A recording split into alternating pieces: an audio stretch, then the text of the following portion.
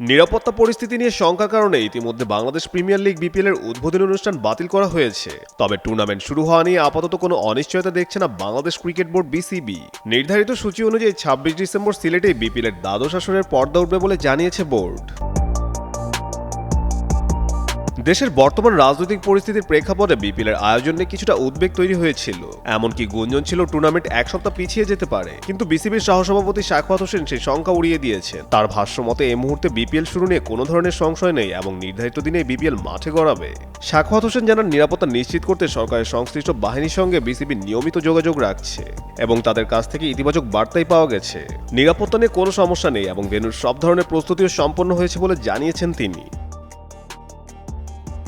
BPL এর সর্বশেষ নিলামে আলোচনায় থাকা মোহাম্মদ নাইম, তানজিদ হাসান, সাইফ হাসান ও মাহমুদুল হাসানদের দেখা গেছে ব্যক্তিগত উদ্যোগে অনুশীলন করতে।